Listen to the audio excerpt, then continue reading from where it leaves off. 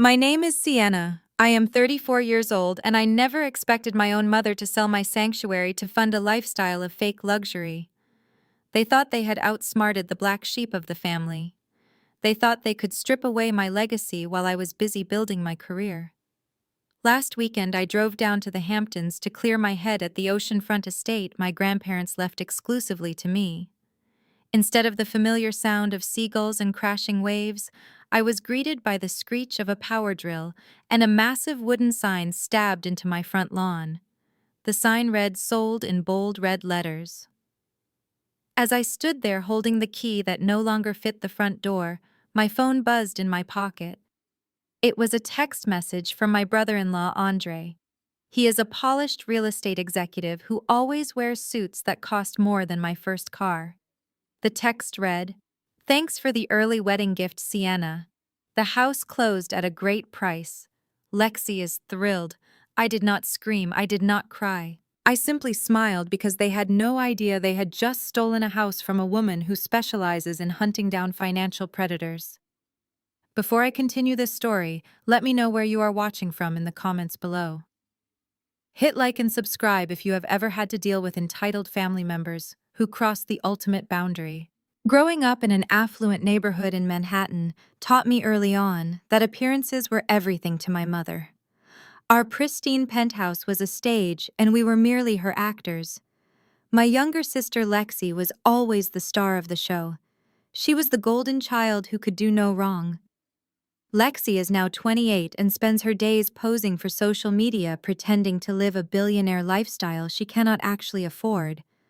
I was the opposite. I was quiet and calculating and preferred ledgers over luxury brands. That made me a massive disappointment to Beatrice.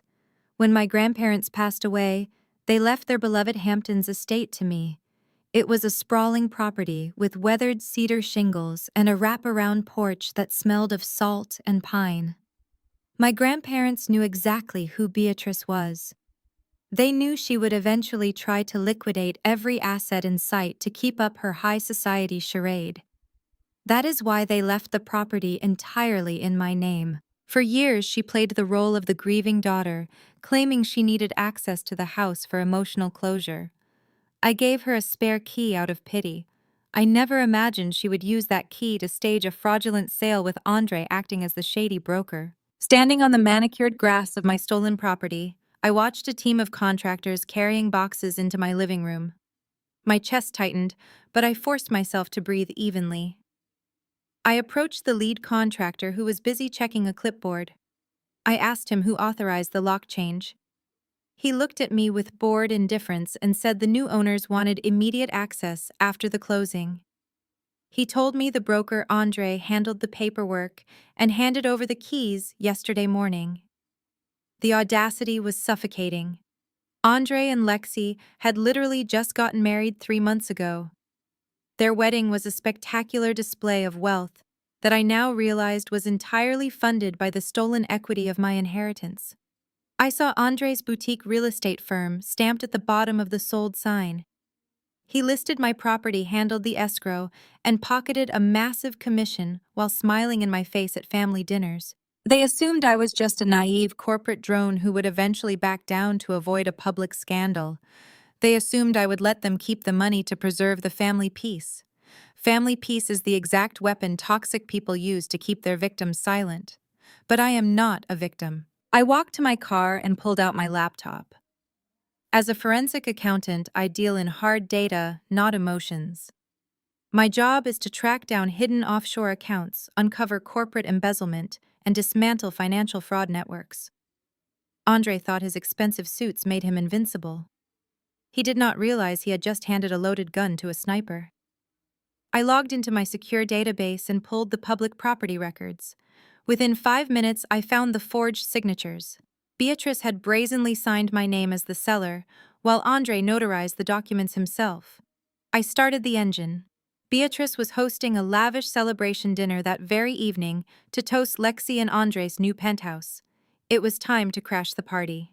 As I navigated the heavy evening traffic back toward the city, my mind drifted to the very reason I chose my profession. My obsession with financial security did not come from a desire to be rich. It came from a desperate need to protect myself from my own blood. I was exactly 17 years old when I learned my first lesson in corporate fraud, courtesy of my mother. I had just come home from a grueling part-time job when I opened a bank statement meant for my college fund. The balance was zero. Beatrice had forged my signature to drain my entire tuition savings. When I confronted her, she did not apologize. She simply rolled her eyes and said Lexi needed a designer wardrobe for her upcoming pageant, and that family shares everything. She called me selfish for even asking about the money. That was the exact moment I realized my mother was not a protector. She was a financial predator. I did not cry or throw a tantrum. Instead, I quietly took the forged bank documents straight to my grandparents. My grandfather was a shrewd businessman who saw right through Beatrice's polished facade. He was deeply appalled and frankly embarrassed by his own daughter's greed. He knew that the moment he and my grandmother passed away, Beatrice would stop at nothing to strip me of everything they intended to leave me. So the very next morning, my grandfather took me to his estate lawyer in downtown Manhattan. We spent hours in that mahogany boardroom, restructuring my entire future. My grandparents placed the Hamptons estate and a cash portfolio totaling $4 million into an ironclad private trust. It was not a standard inheritance account that could be easily contested in probate court. It was an impenetrable legal fortress. The terms were brutally clear. No asset could be liquidated, sold, or transferred without my physical presence and a verified signature authenticated by the trust executor. Beatrice had absolutely no idea this trust existed. For the past 17 years, she operated under the delusion that she was listed as the executor of the estate, simply waiting for the right legal loophole to claim what she believed was rightfully hers. She thought she was playing chess, but she was not even on the board. What Beatrice and Andre had just done by faking the sale of the Hamptons house was not just a greedy family betrayal. It was a textbook case of federal wire fraud and illegal conveyance. They had forged closing documents on a property that was legally untouchable by anyone but me. They thought they had secured a massive payday, but all they had actually done was sign their own arrest warrants. My phone lit up on the dashboard, breaking my concentration. It was a forwarded digital invitation from a cousin who always enjoyed stirring up family drama. The screen glowed with pretentious gold foil lettering. It was an invitation to an intimate celebration dinner hosted by Beatrice to toast Lexi and Andre's stunning new penthouse. The venue was an ultra-exclusive restaurant on the Upper East Side where reservations take months to secure and the menu has no prices. Naturally, I was not on the guest list. Beatrice only invited people who served a purpose. She wanted an audience of wealthy socialites and gullible relatives to applaud her incredible generosity and success as a matriarch. She wanted to bask in the glory of providing her golden child with the ultimate Manhattan lifestyle. I could already imagine her holding court at the head of the table, sipping vintage champagne and telling everyone that I was simply too busy crunching numbers at my boring corporate job to join the family festivities. She thrived on controlling the narrative. I gripped the steering wheel tighter. For years, I had maintained a rigid boundary of silence. I let them live in their delusion because exposing them meant dragging myself through the mud of their toxic drama. But selling my sanctuary to fund a fraudulent lifestyle was the point of no return. I pulled up to the valet stand outside the glowing glass facade of the restaurant. I handed the attendant the keys to my car and stepped out into the crisp evening air. I took a moment to smooth the lapels of my tailored charcoal suit. I did not wear the flashy designer labels that Lexi flaunted, but the sharp cut of my clothes commanded undeniable authority. I was not the quiet teenager crying over a stolen college fund anymore. I was a seasoned forensic investigator who tore apart corrupt executives for a living. I pushed open the heavy brass doors of the restaurant and walked inside. I was about to walk into a room full of people who thought I was a helpless victim.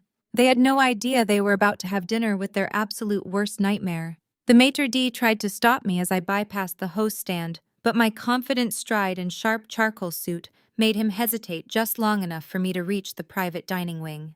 I knew exactly which room Beatrice had booked. The Bordeaux room was her favorite spot to play pretending billionaire. I pushed open the heavy oak door without knocking. Inside the room smelled of truffles and expensive perfume. 10 people were seated around a long mahogany table, decorated with white orchids. My mother sat at the head of the table, holding a crystal flute of champagne. Lexi and Andre sat to her right, looking like a picture-perfect couple straight out of a luxury magazine. Lexi was draped in a silk designer gown that probably cost more than my first year of college tuition. The sound of laughter and clinking glasses abruptly died the second I stepped over the threshold. The fake smiles instantly melted off their faces. For a fraction of a second, I saw genuine panic flash in Andre's eyes. He knew what he had done, and he knew I was not the type of person to drop by just to give my regards. But my mother was a seasoned actress. She never let a crisis ruin a good photo opportunity. A waiter carrying a tray of caviar appetizers happened to walk in right behind me. Beatrice immediately snapped her mask back into place, her face stretched into a bright, overly enthusiastic smile. "Sienna, darling," she cooed loudly, ensuring the waitstaff could hear every word. "You made it after all. We were just telling everyone how incredibly busy you are crunching numbers at your little corporate job. I am so glad you could tear yourself away from your spreadsheets to celebrate your sister's massive milestone. Come sit down. Bring my eldest daughter a chair, please." I did not break eye contact with her as the waiter scurried to bring an extra chair to the far end of the table. I sat down slowly, placing my leather briefcase on the floor next to my feet. I did not say a word. I just let the awkward silence stretch over the room like a heavy blanket. Lexi leaned forward, resting her diamond-ringed hand on Andre's arm. She looked me up and down with an expression of pure pity. She let out a soft, condescending laugh. "Honestly, Sienna, you could have at least changed out of your work uniform. We are celebrating a huge step up for the family tonight. Andre just closed the deal on our dream penthouse overlooking Central Park. It has floor-to-ceiling windows and a private rooftop terrace." She took a sip of her champagne and smiled maliciously. "It is just so wonderful that the family money is finally being put to good use instead of sitting around rotting in that dusty old beach house." "Right, Mom." Beatrice beamed with pride and patted Lex's hand. "Exactly, sweetie. Generational wealth is meant to help the younger generation build their futures. Family takes care of family." The sheer audacity of her statement hung in the air. Generational wealth. She was talking about my house. She was openly bragging to her friends and extended relatives about funding her golden child's luxury lifestyle, using an asset she had absolutely no legal right to touch. Andre shifted uncomfortably in his custom-tailored suit. He cleared his throat, trying to project the image of a successful businessman who was above petty sibling rivalry. "Now, Lexi, let us be humble," Andre said, smoothing his expensive silk tie. "Sienna works hard in her own way. We are just blessed that the market was in our favor, and we could liquidate an underutilized asset to diversify our real estate portfolio. It was a smart move for everyone." I stared at Andre. Liquidate an underutilized asset. He spoke with such clinical precision, completely ignoring the fact that he had personally forged federal documents to make that liquidation happen. They really believed they had gotten away with it. They thought because the money was already transferred and the keys were handed over, I was powerless to reverse it. They expected me to throw a fit and scream at them in front of the guests, which would only prove my mother's narrative that I was unstable and jealous of my sister. But I did not scream. I calmly picked up my water glass and took a sip. I looked at Lexi and smiled a cold, hollow smile. "I am thrilled for you, Lexi," I said, my voice perfectly steady. "A penthouse overlooking Central Park sounds very expensive to maintain. I hope your new lifestyle does not come with any hidden costs." Lexi rolled her eyes, clearly annoyed that she had not gotten a rise out of me. She turned back to her friends to continue bragging about her interior designer. That was when Beatrice decided it was time to put me firmly in my place. She reached into her designer handbag and pulled out a crisp white envelope.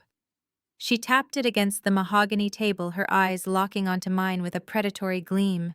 She was about to make a massive mistake. Beatrice slid the crisp white envelope across the polished mahogany table. It glided past the silver centerpieces and stopped right next to my water glass. The room fell so quiet, I could hear the faint hum of the air conditioning. I looked down at the envelope and then back up at my mother. Her predatory gleam had softened into a mask of maternal concern, specifically tailored for her wealthy audience. "Go ahead and open it, Sienna," she urged, her voice dripping with artificial sweetness. "I wanted to handle this privately, but since you decided to drop in unannounced, I suppose there is no time like the present. We believe in transparency in this family." I picked up the envelope. The paper was heavy and expensive. I slid my thumb under the flap and pulled out a single sheet of paper. It was an itemized invoice printed on Beatrice's personal letterhead. The total at the bottom was bolded and underlined: $50,000. I read the line items in silence. There were charges for retroactive property management fees, emotional labor compensation for dealing with my grandparents' estate, and estimated property taxes she claimed to have paid on my behalf over the last decade. It was a masterpiece of fiction. I looked up. "What exactly is this, Beatrice?" She sighed dramatically, placing a hand over her heart. "It is a back pay caretaking fee, darling. For years you lived in that massive Hamptons house, completely rent-free while you built your little career. I managed the emotional burden of the estate. I kept the family peace. I absorbed the stress that should have been yours. Since you are so hyper-focused on numbers, I thought it was only fair to calculate what you owe me for my services." Lexi chimed in, nodding vigorously. "Honestly, Sienna, 50,000 is a bargain. Mom could have charged you standard market rates for property management. You should be thanking her. Plus, you are single. You do not have children or a husband to support. You should be happy you donated the house to fund my penthouse. It is going to help my brand so much, and Andre needs a prestigious address for his real estate clients. It is an investment in the family." I stared at my sister. The word donated echoed in my mind. They had genuinely convinced themselves that forging federal documents and liquidating my private trust was simply a forced charitable donation to the Lexi Fund. The guests around the table shifted uncomfortably. A few of Beatrice's friends nodded in agreement, whispering about how hard it is to manage ungrateful adult children. I looked back down at the invoice. My eyes scanned the absurd charges. I read one aloud. "Lawn maintenance for the years 2015 through 2018, $5,000. I placed the paper flat on the table. "Beatrice, the Hamptons property has a stone driveway and a natural sand dune backyard. There is no lawn." Beatrice's face flashed red for a fraction of a second before she recovered. "It is an estimated general maintenance fee, Sienna. Stop deflecting. The point is, you owe this family for everything we have given you. We facilitated the sale of a property you were neglecting. We put the money to work. You should be writing me a check right now to clear your conscience." Andre leaned in, resting his elbows on the table. "Sienna, let us look at this logically.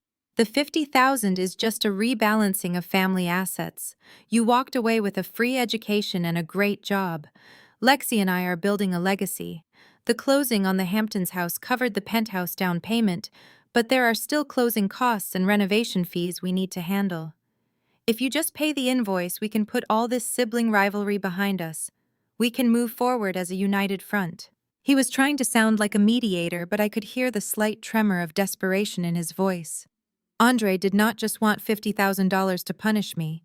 He needed that cash to plug a hole in his failing finances. The house sale had not been enough to cover his hidden debts. I did not reach for my checkbook. I did not raise my voice to defend myself. I sat perfectly still, analyzing the exact legal definition of the document sitting in front of me. Beatrice thought she was humiliating me in front of her high society friends. She thought she was establishing dominance. What she had actually done was hand a forensic accountant written documented proof of attempted extortion to accompany her wire fraud. I slowly folded the invoice and slipped it into the inside pocket of my charcoal suit jacket. I looked at Beatrice with an expression of absolute ice. "I am not going to pay this invoice," I said softly, "but I will definitely be keeping it for my records." Beatrice's smug smile faltered. "Give that back to me right now," she snapped, her maternal mask slipping completely. I did not hand the envelope back. I simply slipped it deeper into my jacket pocket and kept my eyes fixed on her.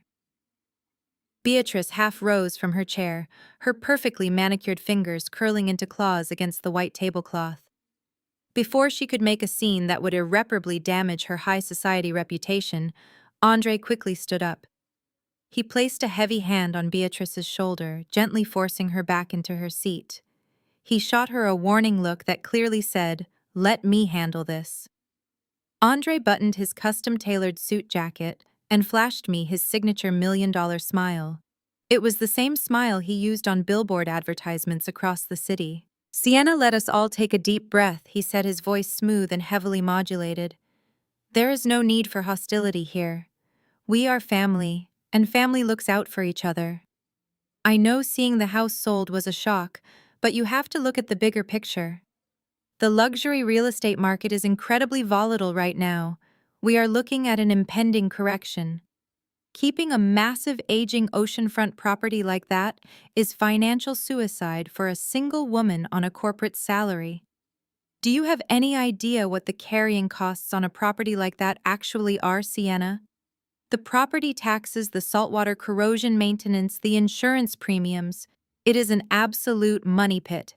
He paced slowly behind Lexi's chair, projecting the aura of a seasoned expert. "You are an accountant. You should understand depreciation better than anyone. We did not sell your house to hurt you. We sold it to save you from a catastrophic financial burden. The market was simply too good to pass up, and we had an all-cash buyer ready to close in 10 days. It was a once-in-a-lifetime deal, and I had to move fast to secure it for the family. You would have been bankrupted by that house within 5 years. I did you a massive favor." I listened to his polished monologue without interrupting. He sounded incredibly convincing to the untrained ear. The other guests at the table were nodding along, entirely hypnotized by his confident jargon. But I was not an untrained ear. I was a forensic auditor. I did not hear a concerned brother-in-law trying to protect my financial future. I heard a desperate man reciting a rehearsed pitch to justify grand larceny. I looked closely at Andre. I noticed the subtle details he tried to hide. The luxury watch on his wrist was a newer model, but the gold plating on the clasp was heavily scuffed, indicating it was bought second-hand. His custom suit fit perfectly, but it was a style from 3 seasons ago. And then the final puzzle piece clicked perfectly into place. He mentioned an all-cash buyer and a 10-day closing. You cannot close a multi-million-dollar estate in 10 days without an aggressively motivated broker pushing the paperwork through the county clerk and bypassing standard escrow holds. He was not just helping my mother liquidate an asset, he was the listing agent. In the state of New York, the standard luxury real estate commission is 6%. If they sold the Hamptons estate for its baseline market value of $4 million, Andre had just pocketed a $240,000 commission fee. That was the real motive all along. Lexi getting a penthouse was just the cover story to make the crime sound like an act of family loyalty. The truth was that Andre needed a massive injection of liquid cash to float his failing brokerage, and Beatrice needed capital to maintain her wealthy facade. They had colluded to steal my property so they could both take a massive cut of the equity. It was a brilliant scam if the victim was anyone else, but they had chosen the absolute worst target. Andre leaned forward, resting his hands flat on the table, looking at me with total mock sincerity. "The money from the sale has already been routed to a secure trust account managed by your mother. It is completely safe. It is growing. And it helped Lexi and me secure a solid foundation for our future children. You should be proud to be part of that legacy. You just need to sign a few retroactive disclosure forms to finalize the title transfer, and we can all move on." Retroactive disclosure forms. The words hung in the cold air. He was talking about a quitclaim deed. He needed me to sign away my rights after the fact because the title company would eventually realize the initial signature was a forgery. He was actively trying to manipulate me into permanently legalizing his own financial crime. I looked at Andre as the silence stretched across the dining room. He was waiting for me to break down. He was waiting for me to yell or throw my glass of water so he could play the victim. That is how manipulators operate. They push you to the edge of your sanity and then point a finger at your reaction to avoid taking accountability for their actions. I did not give him the satisfaction. I leaned back in my chair and folded my hands neatly on my lap. I let him sweat under my gaze for a few seconds longer. The confidence in his posture began to crack just a fraction. He shifted his weight and tugged nervously at the collar of his expensive silk tie. The heavy silence was suffocating him. "Tell me something, Andre," I said, keeping my tone perfectly conversational and light. "When you pushed those closing documents through the county clerk last week, how exactly did you manage to bypass the IRS escrow requirements for a contested title? Did you falsify the schedule? K-1 forms yourself? Or did you find a desperate notary willing to risk federal prison for a small cut of your massive commission check?" The effect of my words was instantaneous and absolutely devastating. All the blood drained from Andre's face, leaving him looking like a ghost trapped inside a custom suit. His confident million-dollar smile vanished completely, replaced by a look of sheer, unadulterated panic. His mouth opened slightly, but no sound came out. He knew exactly what those specific terms meant. He knew that I understood the exact mechanics of his crime. Beatrice frowned deeply, clearly confused by the sudden shift in the atmosphere. She did not understand the dense legal terminology, but she recognized the absolute terror spreading across her son-in-law's face. Lexi looked back and forth between us, her perfectly manicured hands gripping the edge of the heavy mahogany table. "What on earth are you talking about?" Sienna Beatrice snapped, trying desperately to regain control of the room and the narrative. "Do not try to confuse us with your boring accounting jargon. We are talking about family business here. You need to sign those retroactive disclosure forms tonight so we can finalize the paperwork and move on. It is just a simple legal formality to keep the family unified." I kept my eyes locked entirely on Andre, who was now visibly trembling under the warm restaurant lights. "It is not a simple formality." "Beatrice," I replied softly, my voice carrying clearly across the quiet room. "It is an admission of guilt. If I sign a quitclaim deed after the fact, I become legally complicit in a massive case of wire fraud. You see, my grandfather did not just leave me a beautiful oceanfront house. He left me a legal fortress. The title of that property is locked tightly inside a private trust that requires my physical presence and a verified, authenticated signature to alter. The signature you submitted to the title company was a blatant forgery." I paused deliberately, letting the heavy weight of the word forgery settle over the dinner guests. The wealthy socialites sitting around the table suddenly looked incredibly uncomfortable, shifting in their seats and avoiding eye contact. No one in high society wanted to be associated with a federal crime. I watched Andre's chest heave as he struggled to breathe normally. He had gambled his entire career and freedom on the arrogant assumption that I was ignorant and easily intimidated. He never expected me to forensically audit his crime scene before the dessert course was even served. I slowly stood up from my chair and picked up my leather briefcase from the floor. I reached into my suit pocket, pulled out a crisp $100 bill, and dropped it onto the white tablecloth right next to my untouched glass of water. "That is to cover my tap water," I said smoothly. "I would hate for you to add it to my $50,000 caretaking invoice." Beatrice stood up, her chair scraping loudly against the polished hardwood floor. "Sienna, you sit back down right now," she hissed, her voice thick with panic and rage. "You do not walk away from me. We are not finished here. You owe this family your cooperation." I looked at my mother one last time, feeling nothing but cold resolve. "Oh, we are absolutely finished, Beatrice," I said. "Enjoy your celebration dinner tonight. Enjoy the beautiful new penthouse Lexi. Because the federal government is incredibly thorough when they audit fraudulent luxury real estate transactions." I turned my back on them and confidently walked out of the Bordeaux room.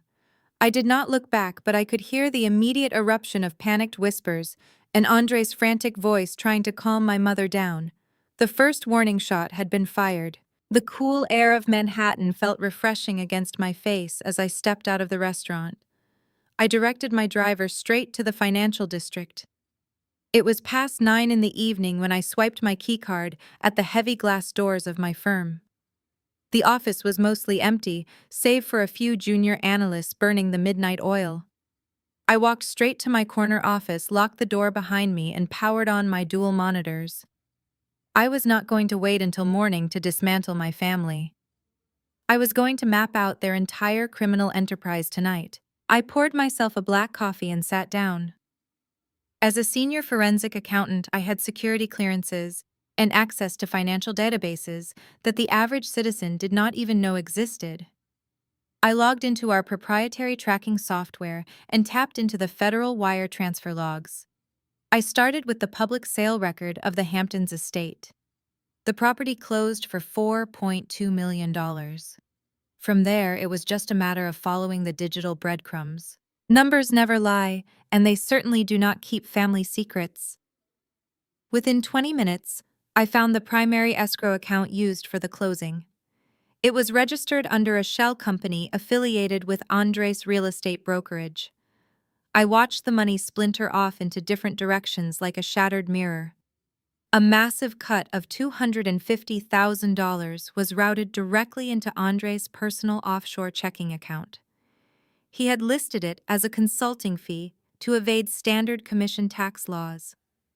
Another chunk of $500,000 went straight to a luxury car dealership and a high-end interior design firm to furnish Lexi's new penthouse. The remaining $3.4 million was parked in a newly established wealth management account under Beatrice's name. Seeing the money flow was satisfying, but it did not answer my biggest question. How did they legally bypass the private trust my grandfather set up? That trust was specifically designed to be bulletproof. A simple forged signature on a quitclaim deed would have been flagged immediately by any competent title insurance company. Andre was greedy, but he was not stupid enough to rely on a single forged signature for a multi-million-dollar transaction. They had to have presented a secondary legal document to override the trust entirely. I opened a new encrypted tab and accessed the New York County Clerk probate records. I typed in my grandfather's social security number and hit enter. The screen loaded for a few agonizing seconds before a PDF document appeared. My eyes scanned the title of the file and my blood turned to ice. It was a last will and testament dated just 2 months before my grandfather passed away. I clicked open the file and started reading. It was a complete fabrication. The forged document claimed that my grandfather had revoked all previous trusts and named Beatrice as the sole executor and primary beneficiary of his entire estate. They had completely written me out of the family history. Beatrice had meticulously forged my grandfather's handwriting on a fake will. She even went as far as hiring a corrupt notary public to stamp the document, giving it the illusion of federal legitimacy. She submitted this fake will to the county court, effectively stealing my inheritance right under the nose of the legal system. The sheer audacity of the crime took my breath away. Beatrice did not just commit real estate fraud. She committed perjury, forgery, and grand larceny against the federal government. She had manipulated the probate court to legally erase my ownership of the Hamptons estate so Andre could sell it with a clean title. They had orchestrated a highly sophisticated financial crime syndicate right from their living room. I printed the forged will and laid it on my desk next to the actual trust documents my grandfather had legally filed 17 years ago. Looking at the two signatures side by side, the forgery was painfully obvious to a trained eye. My grandfather's real signature was sharp and angled. The fake signature was too perfectly looped and lacked the natural tremor of an elderly man. Beatrice had tried too hard to make it look flawless. I leaned back in my leather chair and took a long sip of my coffee. They thought they had committed the perfect financial crime without leaving any trace. They assumed I would simply accept the massive loss of the house and move on. They had no idea I was already compiling a federal dossier that would completely obliterate their lives forever. I reached for my phone and dialed the State Real Estate Commission. It was finally time to freeze their assets and build my wall of evidence. I placed my phone back on the desk after leaving a detailed urgent voicemail for the lead investigator at the State Real Estate Commission. I knew my credentials would flag the message for priority review by morning. Freezing the accounts was step one. But to truly dismantle their operation, I needed to understand the desperation that drove them to commit such a reckless crime. Happy, wealthy people do not forge federal documents to steal from their own family. Only terrified, desperate people do that. I turned my attention back to my dual monitors and opened a new search window. It was time to look into the man who orchestrated this entire scheme. I typed Andre's full legal name and his brokerage license number into my financial tracking software. On social media, Andre projected the perfect image of a self-made titan of industry. His accounts were flooded with photos of him shaking hands in expensive tailored suits, posing next to exotic sports cars, and toasting champagne on private jets. Lexus influencer brand was entirely built on this aesthetic of limitless wealth. But as the data began populating across my screens, the polished illusion completely shattered. I pulled his corporate tax filings and personal credit reports. The numbers painted a horrifying picture of financial ruin. Andre's boutique real estate firm was nothing more than a hollow shell company. 2 years ago, he had taken out massive high-interest loans from private lenders to invest heavily in commercial retail spaces. He gambled on a market boom that never happened. The properties sat vacant, the commercial real estate market plummeted, and the private lenders came knocking for their money. Andre was not a successful executive. He was currently sitting on over $5 million of toxic debt. I dug deeper into their personal spending. The lavish wedding they hosted 3 months ago was not paid for with savings. Andre had fraudulently opened 6 different corporate credit cards using his shell company credentials and maxed them all out to pay the wedding vendors. Lexus' endless supply of designer handbags, luxury vacations, and 5-star dinners were entirely funded through aggressive credit card kiting. They were taking out new lines of credit simply to pay the minimum balances on the old ones. It was a classic house of cards teetering on the edge of total collapse. The new penthouse overlooking Central Park was the final piece of the puzzle. Lexi claimed they bought it, but the property records showed they were only renting it. And even worse, they had forged their income verification documents just to pass the landlord background check. They were living month to month, dodging collection agencies while pretending to be Manhattan elite. The truth hit me with absolute clarity. The sale of my Hamptons estate was never about helping the family diversify assets or setting up a nest egg for Lexi. It was a desperate, frantic bailout. Andre's private lenders were closing in. If he defaulted on those massive commercial loans, the lenders would have forced his firm into bankruptcy and ordered a forensic audit of his books. That audit would have immediately exposed his credit card fraud and sent him straight to federal prison. He needed a massive injection of liquid cash immediately, just to keep the creditors at bay. Beatrice, desperate to protect her golden child's flawless public image, willingly sacrificed my inheritance to save her son-in-law from a criminal indictment.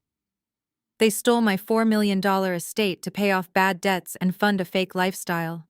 I sat back in my chair staring at the glowing red numbers on my monitors. The sheer scale of their delusion was staggering. They had convinced themselves that their image was worth destroying my future.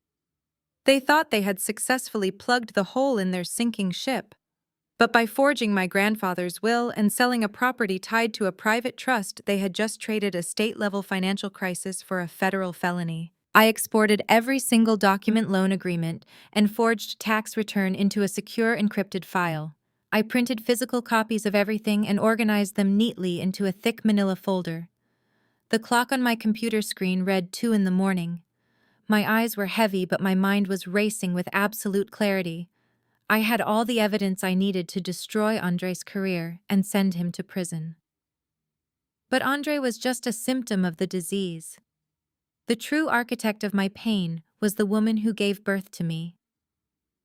I packed the folder into my leather briefcase and locked my office door. I called a car to take me straight to the Upper East Side. It was time to visit my mother. The black town car pulled up to the gilded awning of my mother's Upper East Side building. The night doorman recognized me and nodded, letting me straight through to the private elevator. I pressed the button for the penthouse level. The doors slid open directly into Beatrice's grand foyer. It was completely silent save for the soft ticking of a vintage grandfather clock. I walked past the marble columns and found her in the main living room. She was sitting in a plush velvet armchair, still wearing her designer dinner dress, sipping a glass of wine and staring out at the city skyline. She did not look surprised to see me. In fact, she looked profoundly annoyed. "You have incredible nerve showing up here at 2 in the morning, Sienna," she said without turning around. I did not waste time with pleasantries.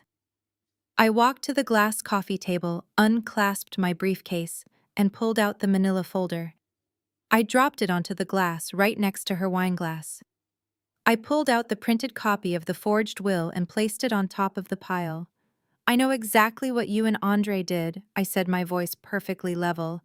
"I know all about the shell company, the offshore accounts, the maxed-out credit cards, and the massive commercial debt. And I know that forging a federal document to bypass an ironclad private trust is not just greedy, but phenomenally stupid." Beatrice finally turned her head to look at me. She did not flinch. She did not burst into tears or beg for forgiveness. She calmly picked up the forged will, glanced at the signature she had meticulously crafted, and then tossed the paper back onto the table like it was a piece of junk mail. She took another slow sip of her wine and let out a long, exasperated sigh. "You were always so painfully dramatic, Sienna," she sneered. "You were always the difficult child. You obsessed over rules and numbers while Lexi was the one who actually understood the true meaning of family." Beatrice stood up and began pacing the luxurious room, her voice dripping with toxic venom. She told me I had never deserved that Hamptons house. She claimed my grandparents only left it to me to spite her because they never respected her ambition. She said Lexi was the heart of the family. Lexi was the golden child who brought joy and prestige to our name, while I was just a cold, calculating machine who embarrassed her at social events. She yelled that it was a mother's job to protect her vulnerable children. She insisted Lexi needed protection from Andre's temporary financial setbacks. She completely justified her felony by claiming she was simply reallocating idle resources to save the family image from public ruin. She looked me dead in the eye and said my entire existence had been a burden, and I owed them this financial bailout as repayment for raising me. I asked her if she really believed her own twisted lies. I asked her if protecting a fake wealthy image was worth risking a lengthy term in federal prison. Beatrice laughed, a sharp, cold sound that echoed loudly in the cavernous room. She walked over to her mahogany writing desk and turned back to face me. "You sound exactly like your father, right before I ruined him," she said casually. My blood ran entirely cold. My father had lost absolutely everything in a brutal divorce settlement when I was just a child. He was left entirely bankrupt, forced to move across the country in utter disgrace. Beatrice smiled proudly, adjusting her diamond necklace. She admitted right then and there that she had forged his financial disclosures during the divorce proceedings. She had systematically hidden millions of dollars in offshore accounts to ensure he walked away with absolutely nothing. She bragged about how incredibly easy it was to manipulate the legal system when you have the right connections, a confident smile, and a ruthless mindset. She told me she had utterly destroyed a much smarter man than me, and she would not hesitate to destroy my career and reputation if I tried to interfere with her plans now. "Leave the folder on the table, go back to your empty little apartment, and forget this ever happened," she commanded, pointing a manicured finger at the door. "If you breathe a word of this to anyone, I will make your life a living hell, Sienna." She turned her back on me and looked out the massive window again, dismissing me completely, like I was a disobedient servant. I did not argue with her. I did not scream or throw things. I calmly picked up my folder, placed it back inside my briefcase, and clicked the metal locks shut. I had gathered absolutely everything I needed. She genuinely thought her confession was a display of ultimate power and dominance. She did not realize she had just confessed to multiple federal crimes, including perjury and historical fraud, while I had my phone actively recording the entire conversation from inside my suit pocket. I walked out of the apartment, leaving her alone in her high tower. The heavy oak door clicked shut behind me, sealing the fate of my family. I rode the elevator down to the lobby in total silence, pulling my phone from my pocket to verify the audio file. The recording was crystal clear. Beatrice had delivered a flawless, unprompted confession to multiple federal crimes. I forwarded the encrypted file to 3 separate secure cloud servers and emailed a copy directly to my personal attorney. I went back to my apartment and slept for 4 hours. When I woke up the next morning, I fully expected a frantic phone call from Andre begging me to reconsider.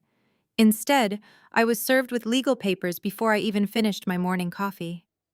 A courier knocked on my door at 7:30 sharp, handing me a thick manila envelope. Inside was a formal notice of a civil lawsuit and an emergency petition for a restraining order. Beatrice and Lexi had not wasted a single second. Knowing I had the evidence to destroy them, they launched a preemptive strike designed to entirely discredit my character. They filed a frivolous harassment lawsuit, claiming I had trespassed at their private dinner and then violently threatened my mother in her own home later that night. The affidavit was a masterpiece of gaslighting. Beatrice claimed I had a long documented history of severe mental instability and financial jealousy. She swore under oath that I was aggressively trying to extort them for money to fund my own failing career. It was the classic manipulator playbook. When toxic people realize they can no longer control you, they immediately pivot to controlling how other people see you. They needed the courts and the public to believe I was a dangerous, unhinged stalker, so that when I finally presented my evidence, it would look like the fabricated revenge plot of a crazy woman. But the legal harassment was only the first phase of their attack. As I stood in my kitchen reading the absurd court filings, my phone began buzzing endlessly with notifications. My firm's junior partner called me frantically. He told me our corporate servers were being flooded with hostile traffic. I opened my laptop and went straight to Lexi's social media profiles. She had posted a 10-minute highly edited crying video to her 2 million followers. She sat on the floor of her fraudulently rented penthouse wearing no makeup and an oversized sweater, looking incredibly frail and terrified. She sobbed into the camera, telling her audience a fabricated story about her toxic, jealous older sister who was trying to ruin her marriage and destroy her life out of pure spite. She did not mention the Hamptons house or the wire fraud. She framed the entire situation as a tragic case of unprovoked sibling abuse. Lexi knew exactly what she was doing. She weaponized her massive following without ever explicitly naming me. She dropped just enough subtle hints about my location and profession that her rabid fan base found my corporate profile within minutes. They descended on my accounting firm like a swarm of locusts. Hundreds of fake one-star reviews flooded our public pages claiming I was a corrupt, unethical auditor who harassed innocent families. The firm's reception lines were jammed with angry callers demanding that I be fired immediately for domestic abuse. Lexi was using her internet mob to terrorize my employer, hoping the professional pressure would force me to drop the investigation and sign away my inheritance to save my job. She wanted me to feel as cornered and desperate as Andre was. She wanted me to panic and surrender to the overwhelming weight of public humiliation. They fundamentally misunderstood how a forensic accountant operates under pressure. I did not cry over the fake reviews. I did not log on to social media to defend myself in the comments section. I immediately called my managing partner and explained the exact nature of the situation. Because my firm specialized in uncovering massive corporate fraud, we were intimately familiar with retaliatory smear campaigns. My boss did not panic. He simply laughed, instructed our IT department to temporarily lock down our public directories, and told me to take as much paid leave as I needed to bury them. I printed out the entire thread of Lexi's defamatory social media posts and added them to my growing dossier. Lexi thought she was winning a public relations war. She did not realize she was actively documenting a coordinated cyber harassment and defamation campaign that I would personally use to multiply her civil damages. I neatly stacked the lawsuit papers on my desk. They wanted a brutal legal battle to force me into a settlement. I was more than happy to oblige them right now. 2 weeks later, I found myself sitting in a sterile glass-walled conference room in downtown Manhattan for the mandatory mediation session. The legal system moves incredibly slow unless you have money, and Beatrice had drained Andre's credit cards to hire an aggressive defense attorney. Mr. Thorne built his lucrative career by intimidating opposing parties into quiet settlements. He sat across the long polished table wearing a bespoke suit and an arrogant smirk. Next to him sat my mother. She was dressed in soft conservative colors, holding a crumpled lace handkerchief. As soon as the neutral mediator entered the room, Beatrice immediately launched into an Oscar-worthy performance. She dabbed at her dry eyes and let out a shaky theatrical breath. She told the mediator how absolutely heartbreaking it was to sit across from her own flesh and blood in a legal setting. She painted a vivid, tragic picture of a mother desperately trying to save her eldest daughter from a severe psychological breakdown. She referenced the fake social media harassment campaign, claiming that my jealousy over Lexi's happy marriage had finally pushed me over the edge. She spoke with such genuine-sounding sorrow that if I did not know she had recently forged federal documents to steal $4 million, I might have actually felt sorry for her. Mr. Thorne took over, seamlessly leaning forward and folding his hands on the table. He looked at me with a sickeningly patronizing expression. "Sienna, your mother loves you very much," he began, his voice dripping with fake empathy. "She does not want to see your professional career destroyed by these unfortunate public outbursts. She understands that the stress of your accounting job, combined with your long-standing sibling rivalry, has caused you to act irrationally. We are here today to offer you a graceful exit. We want to help you get the psychological help you clearly need, without involving a messy public trial." He reached into his leather briefcase and pulled out a thick stack of legal documents. He slid them across the smooth table until they stopped right in front of me. I glanced down at the top page. It was a retroactive quitclaim deed. It was the exact same legal document Andre had begged me to sign at the celebration dinner.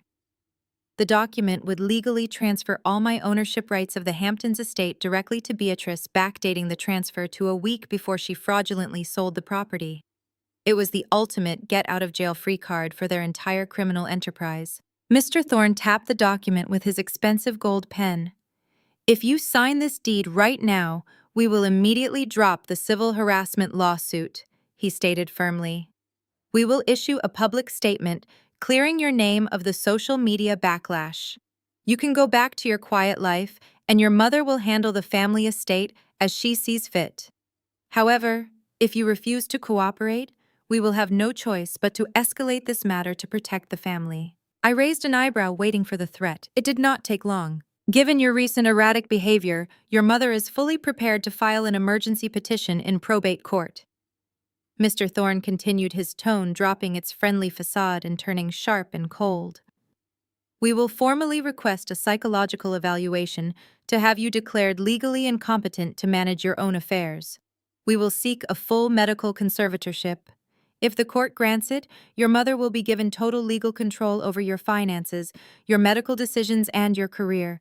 Do not force us to take that step, Sienna. Sign the paperwork and let your family move on." The room fell completely silent.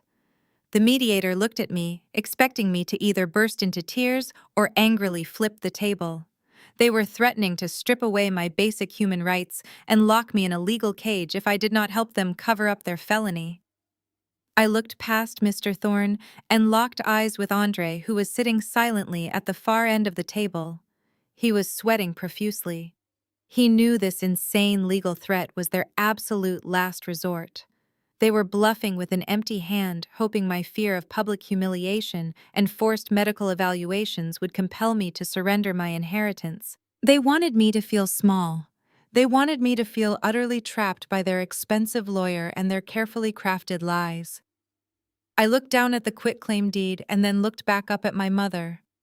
Her lace handkerchief was resting on the table, and her eyes were hard and calculating.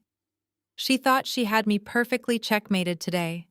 She had absolutely no idea I was about to completely flip the entire board. I looked at the retroactive quitclaim deed resting in front of me.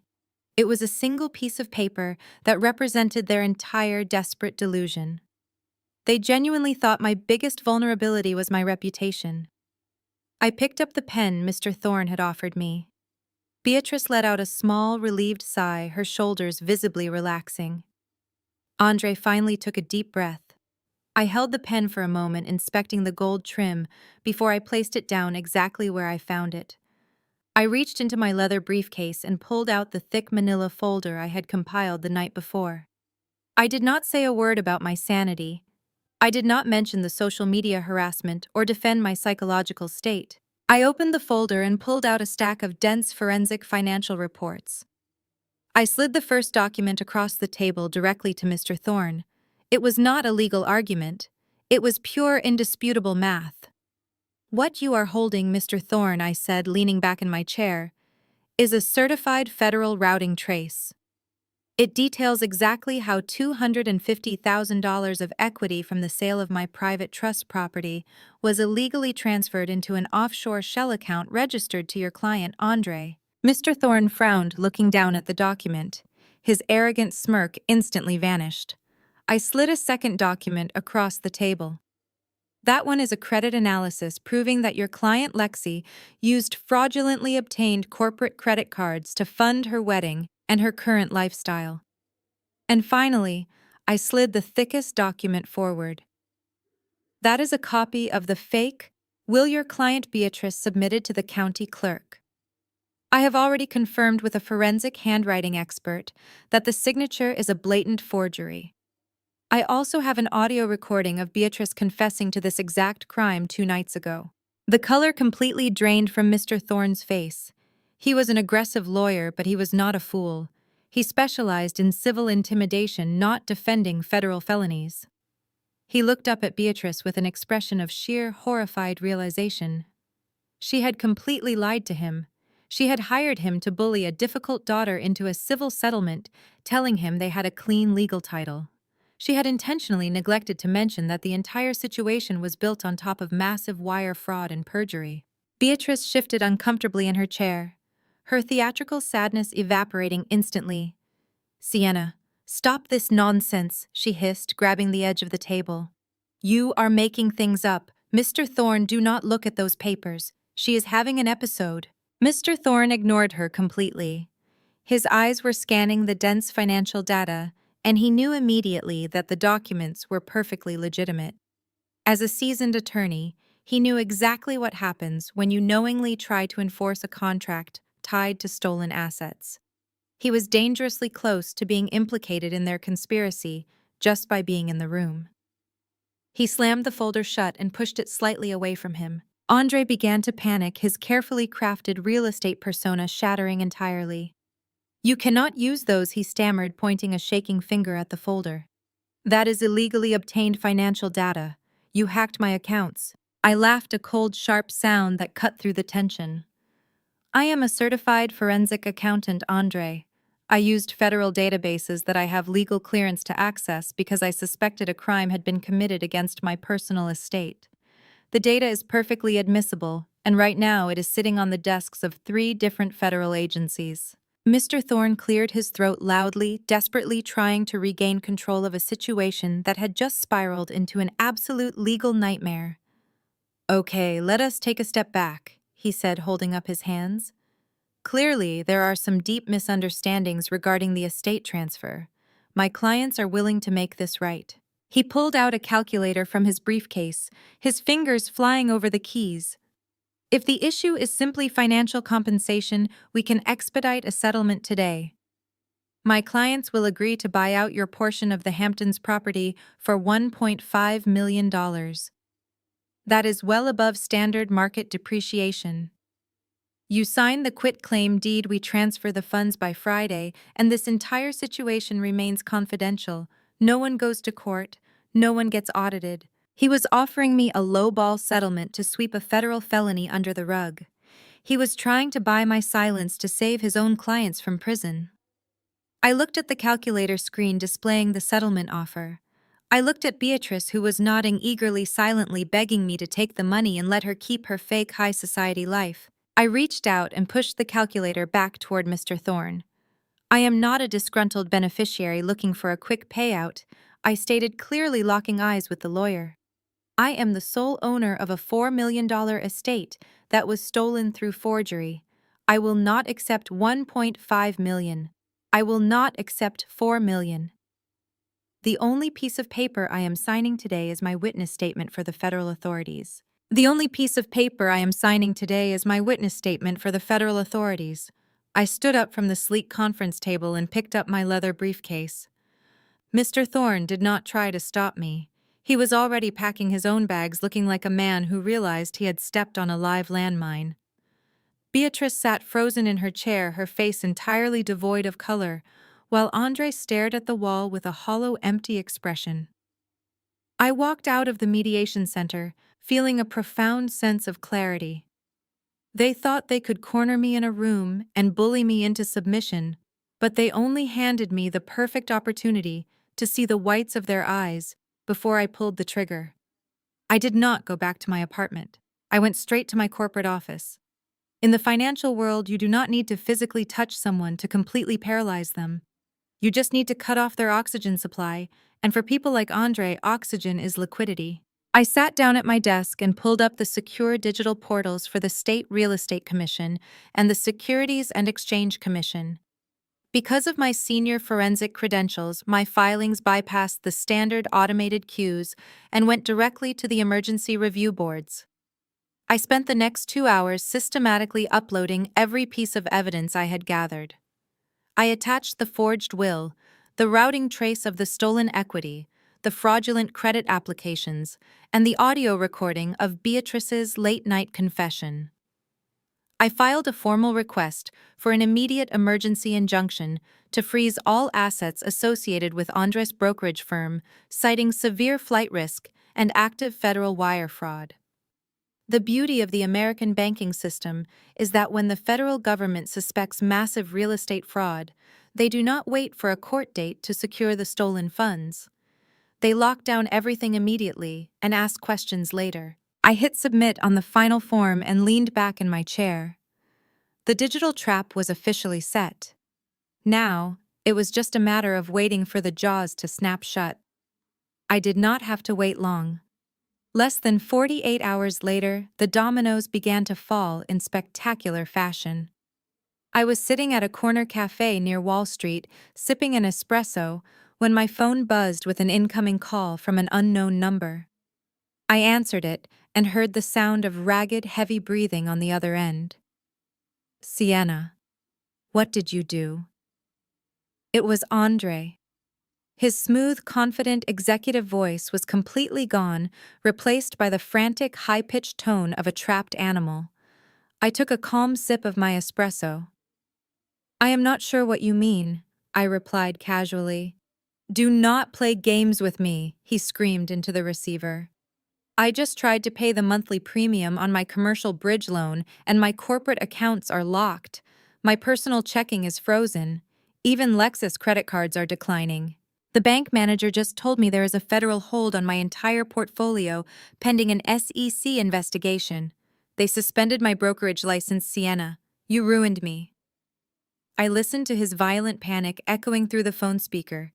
He was standing in the middle of his empty shell company office watching his entire fake empire burn to the ground.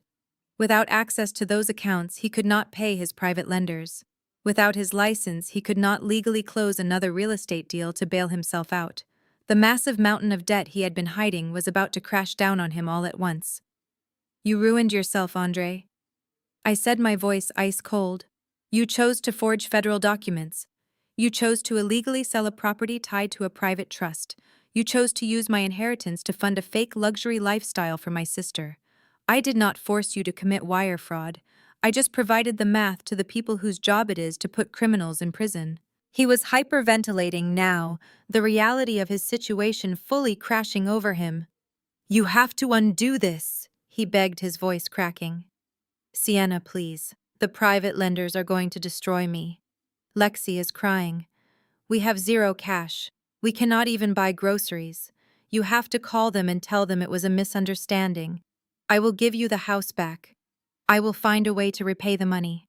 Just call them off, please. You cannot unring a bell with the federal government, Andre, I stated simply. And even if I could, I would not. You crossed a line that cannot be uncrossed. Please find a good defense lawyer. I hung up the phone without waiting for another pathetic plea and slid the device back into my pocket. The absolute silence that followed was deeply satisfying. Andre was officially neutralized, but the financial freeze I had initiated did not just stop with his brokerage accounts. It hit every single line of credit attached to his fraudulent ecosystem. That meant Lexi and Beatrice were about to experience the exact same terrifying freefall. Around noon, notifications on my phone started lighting up with frantic activity from the family group chat. I did not open the app right away. I simply watched the preview banners flash across my lock screen. Lexi was the first to realize something was wrong. She had taken her wealthy friends out for a lavish champagne brunch at a high-end bistro in Soho. According to her frantic text to Andre, her titanium credit card had declined in front of everyone. She complained that the waiter humiliated her by asking if she had an alternative form of payment. She sent 5 consecutive messages demanding Andre call the bank and fix whatever stupid glitch was happening. 10 minutes later, Beatrice chimed in. Her text lacked her usual polished grammar. She was at the event planner office finalizing the expensive floral arrangements for her highly anticipated charity gala, scheduled for the following evening. The massive deposit she attempted to wire from her newly established wealth management account bounced instantly. The bank teller informed her over the phone that a federal hold had been placed on her entire portfolio. Beatrice demanded to know if Andre mismanaged the house sale funds. She was panicking, realizing that without that liquid money, the caterers and decorators would walk out, leaving her precious charity gala an empty, embarrassing shell. They were running in circles, blindly bumping into the walls of the invisible cage I built around them. They still thought it was a banking error. They still thought Andre could simply make a few phone calls and charm his way out of the problem. It was time to pull back the curtain and let them see exactly who was orchestrating their massive downfall. I retrieved the heavy manila folder from my hidden wall safe. I pulled out the original private trust document my grandfather signed 17 years ago. The paper was crisp and heavy, carrying the absolute weight of federal law. The top half of the document clearly outlined my sole ownership of the Hamptons estate and explicitly stated that Beatrice was legally barred from acting as an executor in any capacity. But the bottom half of the document contained the poison pill clause. That clause was my ultimate weapon, and I was not ready to reveal it until they were standing in front of an audience they could not escape. I took a piece of thick black construction paper and carefully covered the bottom half of the document, hiding the punitive damages clause. I laid the paper flat on my marble kitchen counter, ensuring the lighting was perfect. I pulled out my phone and snapped a high-resolution photograph. The top paragraph and my grandfather's distinct, authentic signature were perfectly legible. I opened the family group chat. Lexi and Beatrice were still rapid-fire texting Andre, begging him to pick up. I uploaded the redacted photograph and watched the loading bar complete. Underneath the image, I typed a single caption. "Did you really think Grandpa did not know you would try this? See you at the gala." I hit send. The effect was instantaneous. The 3 typing bubbles at the bottom of the screen completely vanished.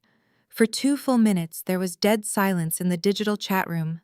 I could picture them staring at their glowing screens, their blood running cold, as the terrifying reality finally sank in. They recognized my grandfather's signature. They saw the official federal notary stamp from 17 years ago. They realized the fake will they had submitted to the county clerk was not just useless, but a documented piece of criminal perjury. Then my phone began ringing violently.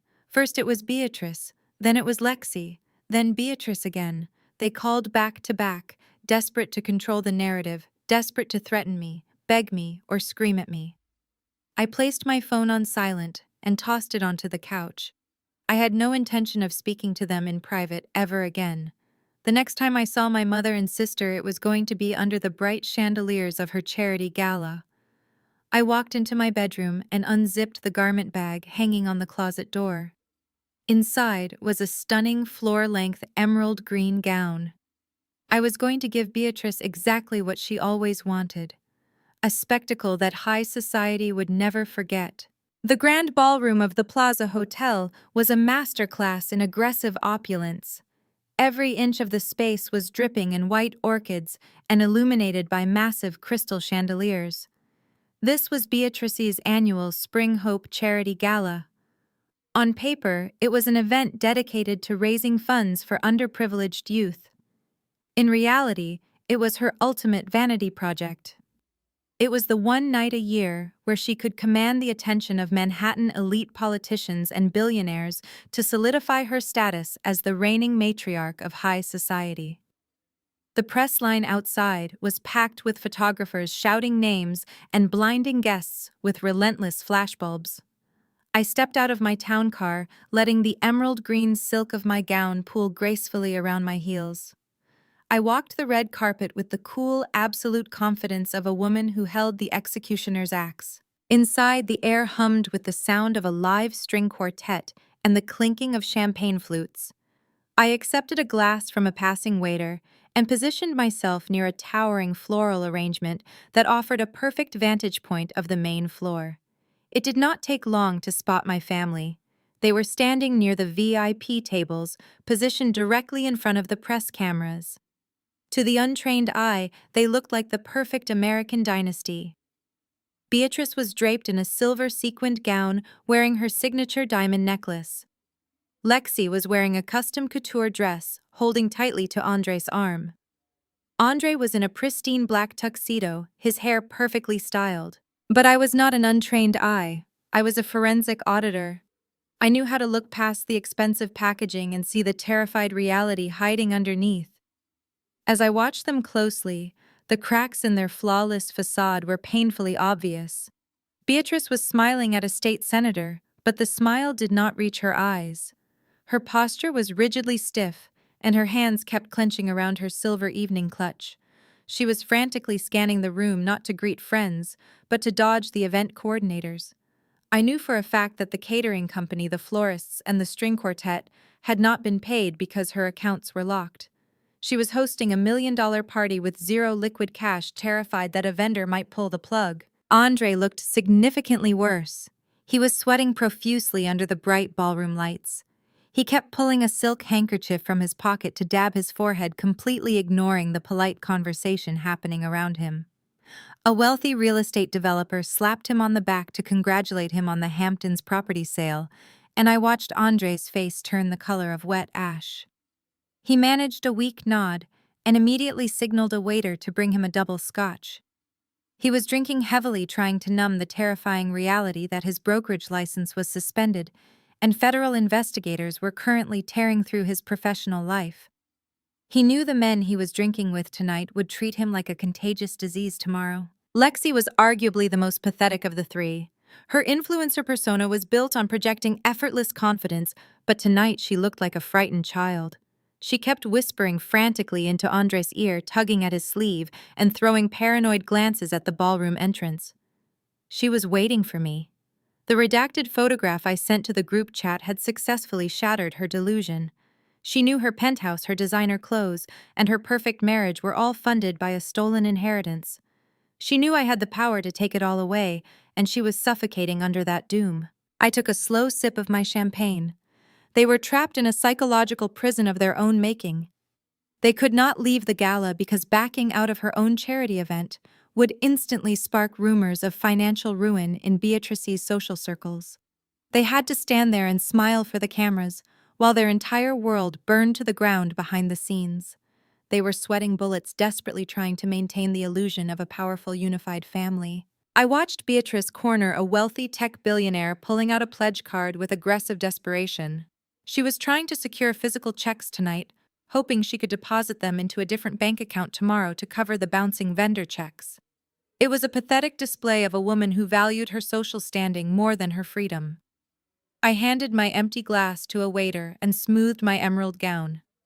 The cocktail hour was ending. The event coordinator was tapping the microphone on the main stage, signaling the guests to take their seats. It was time for Beatrice to deliver her opening remarks, and it was time for me to deliver my final audit.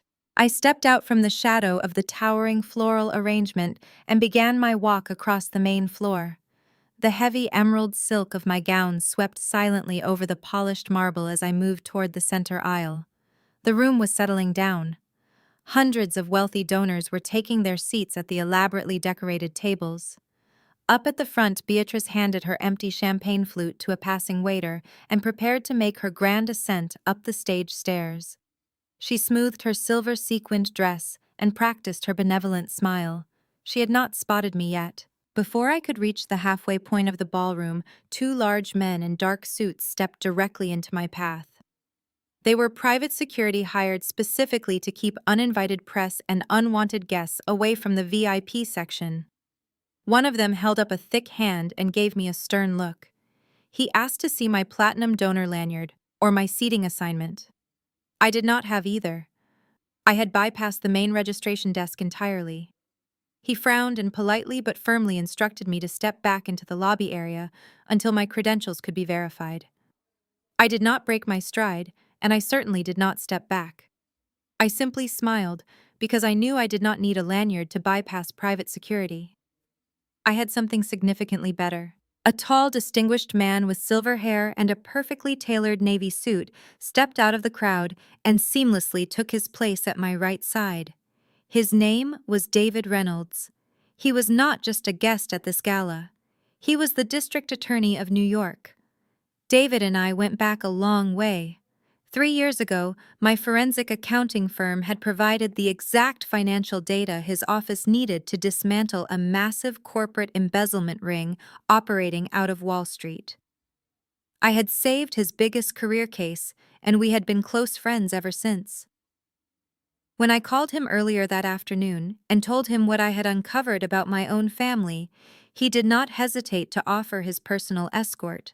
David looked at the two security guards and casually reached into his breast pocket. He flashed his gold badge. He told them I was his personal guest of honor and that we were heading directly to the front. The guards instantly recognized him. You do not argue with the district attorney in a room full of politicians and press. They immediately stepped aside and murmured their apologies, clearing the path for us. The slight commotion caught Beatrice's attention. She turned her head and finally saw me walking down the center aisle with the top prosecutor in the city by my side. I watched the color rapidly drain from her face. Her perfectly rehearsed benevolent smile shattered into a look of absolute horror.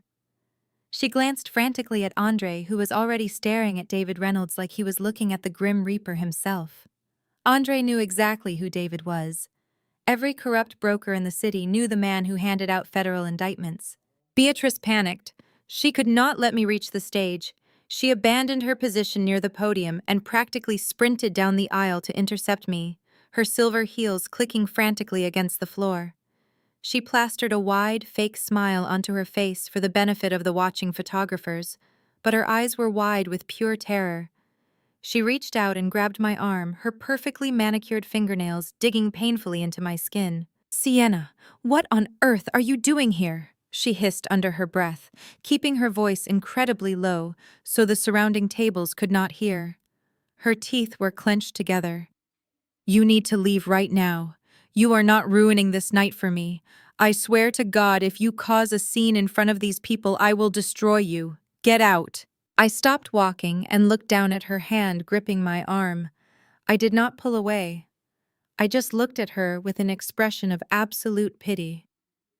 "You are the one causing a scene, Beatrice," I whispered back, my tone light and perfectly conversational. "And you cannot destroy me. You do not even have enough money in your accounts to pay for the floral arrangement standing right behind you. I am simply here to deliver a message about family legacy." I gently peeled her fingers off my arm. I gave her a warm smile, making the press photographers snap rapid pictures. I turned my attention to the stage just as the coordinator leaned into the microphone to introduce the host. I walked past her frozen body, heading directly toward the velvet stairs of the main podium. I climbed the velvet stairs with deliberate slowness, feeling the weight of the emerald silk trailing behind me. The hired host, a local television anchor, was just adjusting his tie and preparing to read his cue cards. I stepped up to the podium, giving him a polite but authoritative nod. I gently took the microphone from his hands before he could utter a single syllable. He looked confused, but seeing me dressed in couture and walking with absolute purpose, he assumed I was part of the scheduled program. He stepped aside, yielding the stage to me. The murmurs of the wealthy donors and politicians sitting at the tables faded away. The clinking of silverware against fine china stopped entirely. The grand ballroom fell into a hushed, expectant silence. They were waiting for a heartwarming story about the charity's mission. They were waiting for a touching family tribute. I adjusted the microphone stand and looked out over the sea of wealthy faces. Out of the corner of my eye, I saw Lexi frantically waving her hands. She was standing near the VIP table, her face pale and contorted with absolute panic. She glared intensely at the back of the room, violently slashing a finger across her throat in a universal gesture to cut the audio. She was trying to signal the sound technician to kill my microphone before I could speak. I watched her desperation with quiet amusement. What Lexi did not know was that the audiovisual booth was no longer under the control of the hotel staff. Earlier today, I sent my private tech team to the venue under the guise of an emergency equipment inspection requested by the district attorney. My people were currently sitting behind the soundboard, ensuring my microphone would remain perfectly live. Lexi realized her frantic signals were being completely ignored. She slumped back against Andre's side, looking like she was about to physically collapse. "Good evening, everyone," I began, my voice echoing smoothly through the massive overhead speakers. "For those who do not know me, my name is Sienna. I am Beatrice's eldest daughter. I am here tonight to offer a very special family tribute." I paused, letting the guests offer a brief, polite round of applause. I looked directly at Beatrice, who was frozen at the end of the center aisle, her eyes burning with hatred and absolute terror. "We are all gathered here tonight under the beautiful banner of philanthropy," I continued, gripping the edges of the podium. "We are here to talk about legacy." My mother absolutely loves that word. She loves to talk about building a secure future for the next generation. She loves to stand in front of flashing cameras and present herself as a woman who sacrifices everything to help those who are vulnerable. "It is an incredibly beautiful narrative," I said, my voice dropping to a serious tone. "But as a forensic accountant, I have learned that narratives are easily fabricated. Numbers, on the other hand, do not lie." The room shifted noticeably. A few high-profile politicians exchanged confused glances. The press photographers at the edge of the room instantly sensed a shift in the atmosphere and hoisted their cameras higher, snapping rapid pictures. I kept my tone perfectly pleasant, but the words carried the sharp edge of a scalpel. "True legacy is not built on lavish galas and expensive white orchids," I said, looking directly down at the VIP tables where my family stood shivering. "True legacy is built on honesty. It is built on how you treat people behind closed doors when the cameras are turned off and the bank accounts are finally laid bare. My mother is asking all of you to write massive checks tonight to support her charitable vision," I announced, projecting my voice to reach the back of the ballroom. "She is asking for your blind trust. But before you open your wallets and hand over your hard-earned wealth, I think it is only fair that you understand exactly how she manages the assets already entrusted to her own family. Generosity is a very easy mask to wear when you are spending someone else's stolen money." The silence in the ballroom was no longer expectant or polite. It was heavy and suffocating. David Reynolds stood near the front row, watching the systematic dismantling of a corrupt socialite with quiet professional approval. Beatrice took a hesitant, shaking step toward the stage, her face flushed an angry red. She opened her mouth to shout something, but her voice completely failed her. She was entirely paralyzed by the blinding spotlight she had paid over $1 million to set up. She had absolutely nowhere to hide. Every single camera lens in the room was now focused entirely on her terrified and guilty expression. I raised my free hand, giving a subtle cue to the audiovisual booth. Instantly, the massive digital screens flanking the stage flashed to life. The guests gasped as the bright charity logos disappeared, replaced by a crisp, high-definition video feed. It was not a montage of Beatrice's philanthropic achievements. It was a recording taken inside a familiar wood-paneled law office exactly 17 years ago. On the massive screens, my grandfather sat tall and authoritative in a leather wingback chair. My grandmother sat beside him holding his hand. They looked so incredibly vibrant and alive. A collective murmur rippled through the gala as many older wealthy donors immediately recognized the patriarch of our family. Beatrice let out a strangled gasp, her hands flying up to cover her mouth. She recognized the room. She recognized the lawyer sitting off camera who was prompting my grandfather to state his full legal name and the current date for the record. My grandfather looked directly into the camera lens. His voice boomed through the surround sound speakers echoing off the crystal chandeliers. I am recording this statement to serve as an indisputable video addendum to the private trust established for my granddaughter Sienna, he stated firmly. I am doing this of sound mind and absolute conviction because I know my daughter Beatrice will eventually attempt to contest my written will. I know this because she is a financial predator. The ballroom erupted into a chaotic symphony of shocked whispers. A prominent state senator in the front row dropped his fork onto his china plate. The press photographers went into a complete frenzy, pivoting their heavy lenses from the stage to the screens, and then directly onto Beatrice, who was now trembling violently in the center aisle. My grandfather did not stop there. He leaned forward, his expression hardening into one of profound disappointment. Beatrice has a documented history of severe financial manipulation. He continued, his voice unwavering. I watched her systematically hide assets to bankrupt her ex-husband during their divorce. I recently caught her forging signatures to drain Sienna's college tuition fund. She uses deceit to fund a lifestyle she has not earned. Let this video serve as absolute legal proof that under no circumstances is Beatrice ever to be named an executor of my estate. She is legally barred from accessing, managing, or transferring any property or liquid assets belonging to Sienna.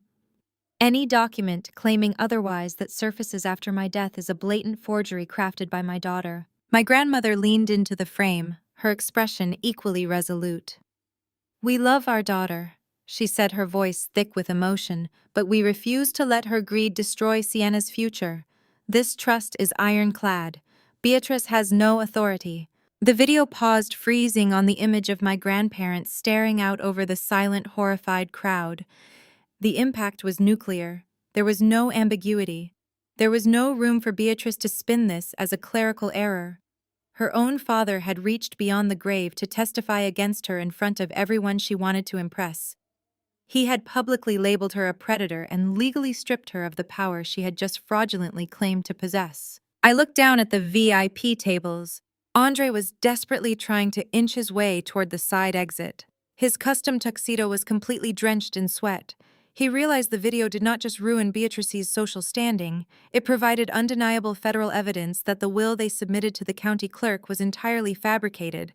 If the rightful owners explicitly stated on video that Beatrice had zero legal authority, then Andre's entire real estate transaction was built on a foundation of federal wire fraud and perjury. He was trying to slip out before the authorities could put the pieces together. David Reynolds stepped slightly to the left, blocking the main aisle. He gave Andre a cold, professional glare, freezing the corrupt broker in his tracks. Andre knew the district attorney was not just a guest tonight. He was a witness to a massive public confession. Lexi was openly sobbing now, her face buried in her hands. The influencer who lived her life for the cameras was now desperately trying to hide from them. Beatrice was entirely broken. The wealthy donors she had spent decades cultivating were looking at her with open disgust. The politicians she tried to bribe were already stepping away from her table, not wanting to be photographed near a confirmed fraudster.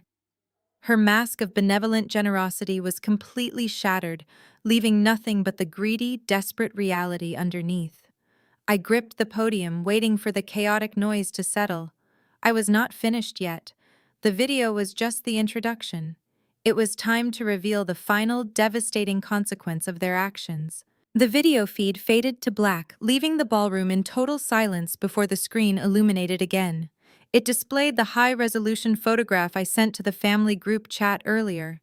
It was the original trust document. Unlike the image they received on their phones, this version was entirely unredacted. I gripped the sides of the podium. My grandfather knew that a simple video would not be enough to stop a woman who viewed rules as mere suggestions, I announced. He knew Beatrice would eventually find a corrupt broker to bypass legal procedures. So he worked with his legal team to insert a highly specific lethal contingency into the trust. In forensic accounting, we call it a poison pill. I gestured toward the massive screens behind me. I want you all to read the bottom paragraph, I said. But since my mother seems to have trouble comprehending legal boundaries, I will read it aloud for her. I looked directly at Beatrice, who was standing paralyzed in the center aisle. Clause Section 4, Paragraph B, I recited from memory.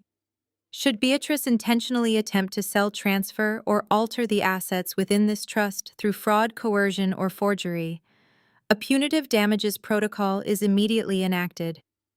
Upon documented proof of such interference, ownership of all Beatrice's current personal assets, including her primary residence, financial portfolios, and independent trusts, will automatically default to Sienna as absolute compensation. A collective gasp ripped through the crowd. The sheer magnitude of the clause was unprecedented, but perfectly legal under the specific trust laws my grandfather had utilized. He had essentially set a financial bear trap. If Beatrice tried to steal my inheritance, she would automatically forfeit her entire net worth. Beatrice began shaking her head violently. "No," she whispered. "That is not legal. You cannot do that. You cannot take my apartment. You cannot take my money." "Oh, it is incredibly legal, Beatrice," I replied, unwavering. "It is a self-executing punitive clause. The moment you forged my grandfather's signature and submitted that fake will to the county clerk, you triggered the trap. You did not just commit a federal felony. You legally signed over the deed to your Upper East Side penthouse to me. You transferred ownership of your offshore wealth management accounts directly into my name. Every single asset you thought you were protecting when you stole my house now legally belongs to me." I looked around the lavish ballroom, gesturing to the expensive white orchids. "Since you used the stolen funds from my Hamptons estate to pay the initial deposits for this very event, I technically own this gala too," I noted dryly. "As the rightful owner, I officially refuse to cover your remaining balances. The vendors catering this event will pursue you personally for the outstanding debts. Since your bank accounts are frozen under a federal hold, I highly doubt you will pay them." The state senator in the front row stood up from his table and walked straight toward the exit. He was closely followed by several other politicians. They were fleeing the ballroom like rats abandoning a sinking ship. Nobody wanted to be photographed at an event hosted by a broke, fraudulent criminal. Lexi let out a loud, wailing sob, her makeup running down her face in dark streaks. She grabbed Andre's arm, shaking him frantically. "Do something!" she screamed, her voice cracking. "Fix it!" But Andre could not fix anything. He stared at the floor, completely defeated. He knew the poison pill clause meant the money to pay his massive commercial debts was gone forever. There was no secret fund to save his fake brokerage. They were utterly ruined. I looked back down at Beatrice. "Yesterday you sat at a luxury dinner table and tried to hand me a $50,000 invoice for living in my own house," I said, my voice dropping to a low, dangerous volume. "You called me selfish. You told me I owed this family for everything you have given me. Well, Beatrice, consider the debt fully paid. You wanted to play a high-stakes game with my future. You gambled everything you had on the assumption that I would be too weak to fight back. You thought I would stay silent to protect the family name. You lost absolutely everything." The reality of her situation finally crashed over her. She was no longer the wealthy matriarch of a powerful Manhattan dynasty. She was a homeless, penniless woman facing decades in federal prison. Her knees buckled beneath her and she collapsed onto the plush carpet of the center aisle. She stared blankly at the ceiling, completely unresponsive to the flashing cameras surrounding her. I stepped back from the podium, leaving the microphone live. The trap had fully snapped shut, and there was no escape. The silence that followed my final words was completely deafening. It was not the polite quiet of a captivated audience, but the tense, breathless pause right before a massive structural collapse. The realization of what the poison pill clause actually meant was rippling through the room like a shockwave. It hit the front row of VIP tables the hardest. These were not just charitable donors. They were heavy-hitting real estate developers and private equity managers. They were the men who had blindly trusted Andre with millions of dollars in commercial bridge loans. I watched a prominent venture capitalist sitting directly across from Lexi slowly put down his crystal water glass. His face was entirely pale. He looked at Andre and then looked back up at the massive digital screen displaying the federal trust document. He did the math in his head. If Beatrice had forfeited her entire net worth to me as punitive damages, that meant the secret accounts Andre was using to float his failing brokerage were now completely empty. The cash he had promised his investors was legally mine. The venture capitalist stood up abruptly, knocking his heavy wooden chair backward. He did not say a single word to Andre. He just pulled out his phone and began dialing frantically, undoubtedly calling his own legal team to mitigate the massive financial crater Andre had just blown into his portfolio. Within seconds, 3 other investors at the table followed suit, abandoning the gala in a panicked rush. Andre watched his last remaining lifelines walk out the door. He tried to take a step forward, perhaps to chase after them and beg for mercy. But a firm hand clamped down hard on his shoulder. It was not a security guard. While the entire ballroom was distracted by the video confession and the ensuing chaos, David Reynolds had given a quiet signal to the back doors. 4 men in dark tactical windbreakers over formal suits had seamlessly slipped into the grand ballroom. They were United States Marshals. They did not shout or draw weapons. They moved with terrifying professional efficiency, navigating the sea of white orchids and panicked socialites until they completely surrounded Andre's table. The lead marshal, a tall man with a stern face and a silver badge clipped to his belt, leaned in close to Andre. His voice was low, but the live microphone on the stage picked up the cold, authoritative tone. Andre, you are under arrest for federal wire fraud, interstate forgery, and conspiracy to commit financial theft. He grabbed Andre's right arm and swiftly pulled it behind his back. The distinct metallic click of heavy handcuffs, echoing through the silent room, was the loudest sound I had ever heard. Andre did not resist. He did not claim he was innocent or demand to speak to a lawyer. His shoulders slumped forward, and all the artificial executive charm completely drained from his body. He looked like a hollow, empty shell. He knew the forensic trail I had submitted to the SEC was absolute. He knew he was going to federal prison for a very long time. Lexi, however, did not have the capacity to process reality. As the marshals began to march Andre away from the table, her brain simply broke. She let out a blood-curdling, hysterical scream that shattered the remaining tension in the room. She lunged forward, grabbing the sleeve of Andre's custom tuxedo and trying to anchor him to the floor. "No!" she shrieked, her voice echoing violently through the overhead speakers. "You cannot take him! We have a penthouse! He is a vice president! You are ruining my brand! Stop it! Leave him alone!" It was a pathetic, horrifying display of pure delusion. The influencer who obsessed over perfectly curated aesthetics was now rolling on the floor of the Plaza Hotel, screaming about her brand while federal agents dragged her husband away in handcuffs. The press photographers swarmed the aisle, their camera flashes blinding her as they captured every single second of her public breakdown. Tomorrow morning, her sobbing face would be on the front page of every tabloid in the city. One of the marshals gently but firmly peeled Lex's hands off Andre's jacket, stepping between them so the arrest could proceed. Andre did not even look back at her as they led him out the side exit. He just kept his head down, disappearing into the shadows of the hotel corridor. I stood on the stage looking down at the absolute wreckage of my family. Beatrice was still lying on the carpet, completely catatonic. Lexi was sobbing into the tablecloth, her fake empire entirely dissolved. The wealthy guests were flooding toward the exits, desperate to distance themselves from the scandal. I pressed the power button on the podium microphone. The sharp click echoed briefly before the ballroom plunged into a hollow, terrifying silence.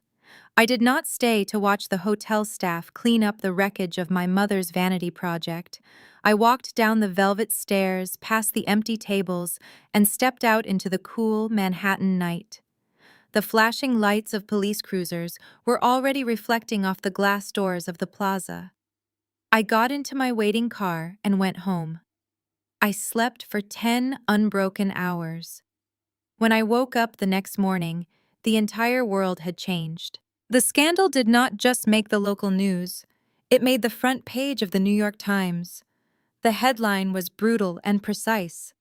High society scam real estate broker arrested for federal fraud at mother's charity gala. The article detailed every single aspect of the forged will, the stolen trust fund, and the dramatic arrest in front of hundreds of wealthy donors. My forensic timeline had been leaked to the press, likely by an angry investor seeking public vengeance. There was no spin room clever enough to save them from the raw published data. They were exposed as absolute frauds to millions of readers over their morning coffee. The digital fallout was even faster and far more vicious. Lexi had spent years curating an audience of 2 million followers who idolized her fake billionaire aesthetic. But the internet is ruthless when it discovers it has been lied to. By 9 o'clock in the morning, the comment section on every single one of her videos turned into an absolute war zone. People scrutinized her past posts, identifying the cheap knockoffs she tried to pass as couture and mocking her rented lifestyle. The real devastation, however, came from her corporate sponsors. Luxury fashion brands and high-end cosmetic companies do not associate with federal crimes. Within hours, a massive tidal wave of public statements flooded social media. Every single brand sponsor dropped her. They terminated her contracts, canceled her affiliate links, and demanded immediate returns of any borrowed merchandise. Her influencer empire evaporated into thin air before lunchtime. She went from making thousands of dollars a post to having zero income and a husband sitting in a federal holding cell. While Lexi was watching her digital life burn, I was sitting in my corner office executing the final legal maneuvers. David Reynolds and his team had fast-tracked the validation of the poison pill clause. Because my grandfather had used a self-executing trust protocol, there was no need for a lengthy trial to transfer the assets. The moment the county clerk verified the forgery, the punitive damages were automatically legally binding. My attorneys spent the morning securing the titles to Beatrice's accounts. The wealth management portfolio she opened with my stolen equity was frozen and then formally transferred into my name. Her checking accounts, her savings, her offshore investments, all of it belonged to me. But the most satisfying piece of paper was the deed to her Upper East Side penthouse. For decades, Beatrice had used that luxurious apartment as her ultimate status symbol. It was her fortress of superiority. Now it was just another asset listed under my forensic portfolio. At exactly 2 in the afternoon, a process server walked past the doorman of her building, holding a thick manila envelope. Beatrice was locked inside the penthouse, hiding from the aggressive paparazzi swarming the sidewalks below. When she finally opened her door, she was not greeted with sympathy or a lifeline. She was handed a formal 30-day eviction notice. I sat at my desk looking at the digital confirmation from the process server. I could easily picture the exact look of absolute horror on her face when she read the document. She was officially a squatter in my apartment. I knew she would immediately reach for her phone to call Mr. Thorne or any other high-powered defense attorney she could think of. But she was about to discover a very cold, hard truth about the legal system. Shark attorneys require massive retainers, and Beatrice did not have a single dollar to her name. Her credit cards were canceled. Her checking accounts were emptied. She could not even afford to buy a cup of coffee, let alone hire a legal team to fight a federal eviction.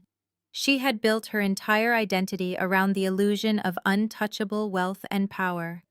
Now she was completely stripped bare, facing the terrifying reality of poverty and federal prosecution without a single ally in the world.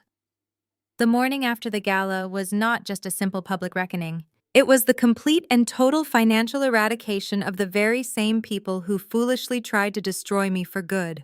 It was exactly 3 days after the process server delivered the eviction notice when the intercom on my polished mahogany desk buzzed. My receptionist sounded uncomfortable. She told me 2 women were standing in the lobby crying frantically and refusing to leave until they spoke with me. They were causing a scene and making the other corporate clients nervous. I did not need to check the security cameras to know who was disrupting my floor. I immediately and calmly instructed her to send them straight back to my corner office and hold all my calls. I closed my forensic spreadsheets and folded my hands neatly on my polished desk, patiently waiting for the very final act of their extremely desperate tragedy to unfold right now. The heavy glass door swung open, and Beatrice and Lexi stumbled inside.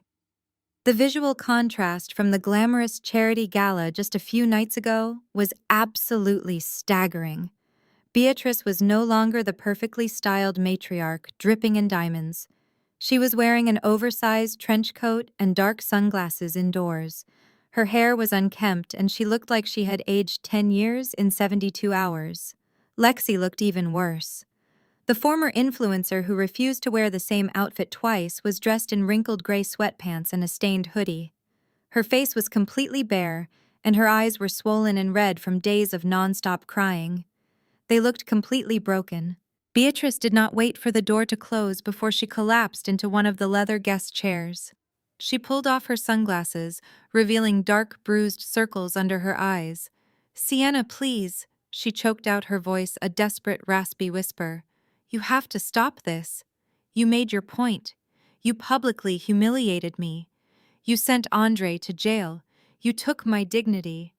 But you cannot actually throw me out of my own home. That eviction notice has to be a mistake. We are your family. We are your own blood. You cannot leave your mother on the street." Lexi stood behind Beatrice's chair, gripping the leather backrest. She started sobbing loudly, wiping her nose on the sleeve of her hoodie. "I have absolutely nothing left, Sienna," she wailed. "The federal agents seized my bank accounts this morning. The landlord locked me out of the penthouse because the rent check bounced. I had to sleep on a lobby couch last night. Andre is sitting in a federal detention center and his lawyer will not even return my calls. You ruined my life. Give the money back. We are blood." I sat perfectly still, watching them perform their pathetic routine. They were crying real tears, but they were not tears of remorse. They were crying because they were finally experiencing the consequences of their own actions. They expected my biological programming to kick in and save them from the misery they built with their own hands. I did not hand them a tissue. I did not offer them water. I looked at them with the cold, detached precision of an auditor examining a bankrupt spreadsheet. "Do not ever use the word blood in my office again," I said, my voice dangerously quiet. "Blood is a biological accident. Loyalty is a choice." The time for family loyalty completely expired the morning I drove to the Hamptons and found the locks changed on my front door.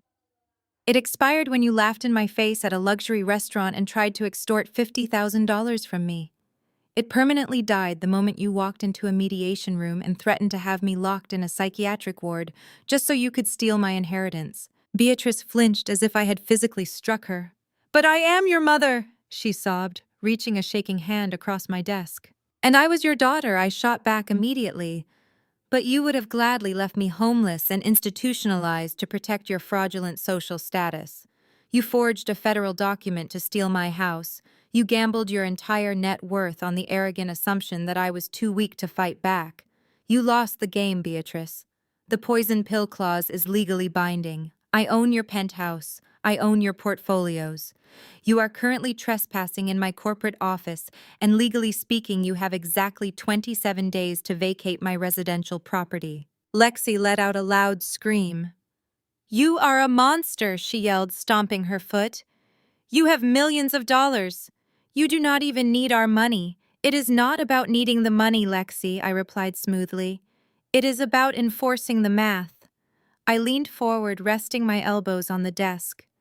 "However, because I am more generous than you, I am willing to offer you one single final lifeline today." I opened my center drawer and pulled out a single piece of paper attached to a thick legal packet. I placed it on the desk and spun it around so it faced my mother. This is a legally binding lease agreement for a 2-bedroom apartment in a very modest building in Queens, I explained. I have already prepaid the rent for exactly 1 year. It has running water, electricity, and basic appliances. It is not a penthouse overlooking Central Park, but it will keep you off the winter streets when the marshals officially lock you out of my Upper East Side property. Lexi stopped sobbing and stared at me like I had just slapped her across the face. Queens, she repeated, her voice trembling with absolute disgust. You expect me to live in a basic apartment in Queens? Sienna, I am a public figure. I cannot be seen living in a low-income neighborhood. People will take pictures of me. You are not a public figure, Lexi, I corrected her sharply. You are the unemployed wife of an indicted federal criminal. You do not have a brand to protect anymore. You have a severe survival problem. You can either sign the lease and have a safe roof over your head, or you can take your chances at a crowded city shelter. The choice is entirely yours to make. Beatrice leaned forward, her eyes frantically scanning the document. She was looking for the catch. She knew I did not do anything without a meticulously calculated reason. She flipped to the second page and her eyes widened as she read the bolded legal text. What is this clause? She asked, her voice shaking. That is the steel boundary, I replied, leaning back in my chair. The prepaid lease is completely contingent upon your strict adherence to a lifetime no-contact order. If you sign this document, you are legally agreeing to never contact me again. You will not call me. You will not text me. You will not send me emails, letters, or messages through third parties. You will not approach me in public or show up at my place of work ever again. If you violate this agreement even once, the lease is immediately nullified and you will be evicted from the Queen's apartment within 24 hours. Beatrice stared at me, her mouth slightly open.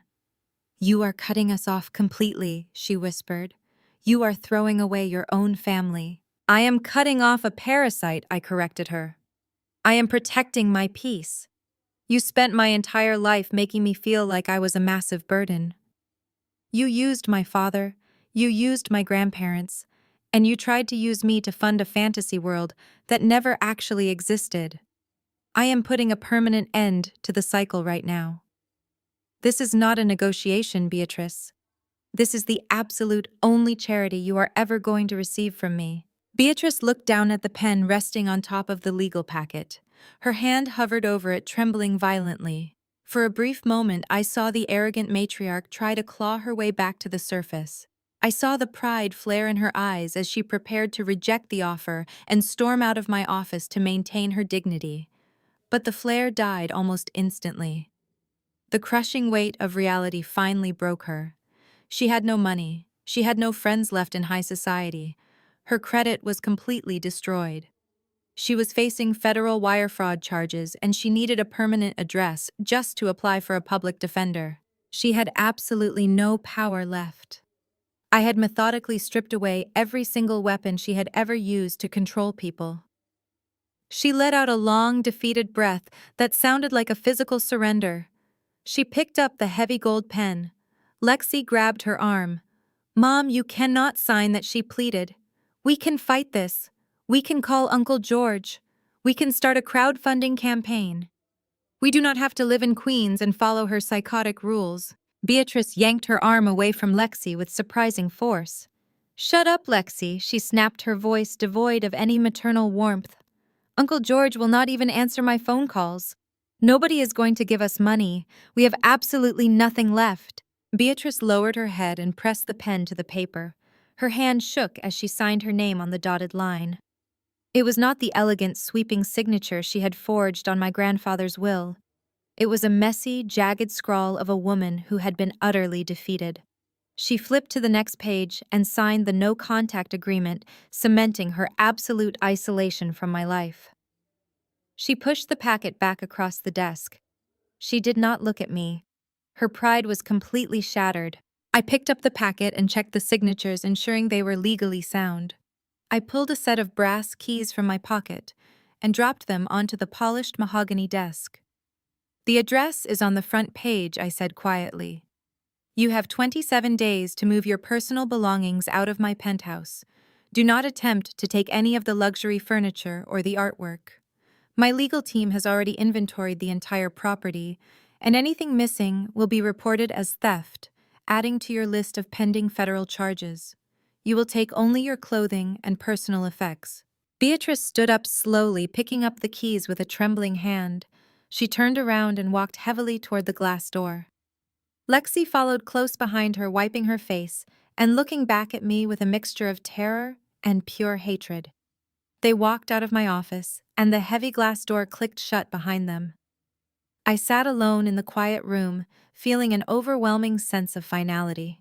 The war was officially over. It took 6 months for the federal courts to untangle the massive web of financial crimes Andre and Beatrice had woven, but the justice system moves with brutal efficiency when the evidence is indisputable. Andre accepted a plea deal for a 10-year sentence in a federal penitentiary to avoid a drawn-out public trial. Beatrice and Lexi quietly moved into the Queen's apartment. I never heard from them again. The lifetime no-contact order held firm. They were completely erased from my daily existence, leaving behind a profound and welcome silence. On a crisp Tuesday morning in late October, I drove my car down the familiar winding roads of the Long Island coastline. The air was sharp and smelled heavily of sea salt and damp pine needles. I turned onto the private gravel driveway of my grandfather's estate. The massive wooden post at the end of the road was completely bare. The obnoxious glossy sold sign that Andre's brokerage had hammered into the grass was gone forever. I pulled up to the heavy wrought iron security gates. I punched in the original code my grandfather had set decades ago. The green light flashed, and the gate swung open smoothly, welcoming me home. I parked my car on the circular stone driveway and cut the engine. I stepped out and looked up at the massive oceanfront property. The federal courts had formally invalidated the forged quitclaim deed and entirely reversed the fraudulent sale. The title was fully and permanently restored to my name. I unlocked the heavy oak front door and stepped into the grand foyer. The house was completely empty. The wealthy cash buyer who thought he scored a massive discount had been forced to vacate the premises and take his expensive modern furniture with him. I walked slowly through the echoing hallways. My footsteps tapped rhythmically against the original hardwood floors. I ran my hand along the intricate wooden banister of the main staircase. In the past, walking through this massive empty house used to fill me with a deep, lingering sense of melancholy. It used to feel like a heavy monument to my broken family and the relentless toxic expectations of my mother. But today, the atmosphere was completely different. The shadows had vanished. I walked through the sunlit rooms, not with sadness, but with a profound sense of absolute power. I had faced the darkest, most manipulative parts of my own bloodline, and I had completely shattered them, using nothing but truth and mathematics. I stepped out onto the expansive back patio. The natural sand dunes rolled gently down toward the crashing gray waves of the Atlantic Ocean. The wind whipped through my hair. I took a deep breath, letting the cold ocean air fill my lungs. This house was no longer a burden. It was a fortress. It was the physical manifestation of my grandfather's protective love and my own unyielding resilience. But I knew I could not just live here alone. Keeping a massive estate like this empty and silent felt like a waste of the incredible security it offered. Generational wealth was meant to build a future, but Beatrice was wrong about whose future it was supposed to serve. The sound of heavy tires crunching against the gravel driveway pulled me from my thoughts. I walked back through the house and opened the front door. 3 large white commercial vans had just parked next to my car. A crew of workers in hard hats and heavy boots began unloading tool belts and rolls of architectural blueprints. A tall woman in a sharp blazer and steel-toed boots walked up the front steps holding a clipboard. She was the lead contractor I had hired from a highly reputable Manhattan firm. "Good morning, Sienna," she said, extending her hand. "We have the permits cleared with the county. Are you ready to do the final walkthrough before we start tearing down the interior walls?"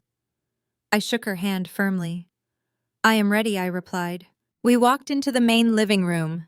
She unrolled the blueprints across a wooden folding table her crew had just set up. The new architectural plans completely reimagined the massive single-family estate. We were not updating the kitchen or adding a luxury infinity pool to flip the property for a profit.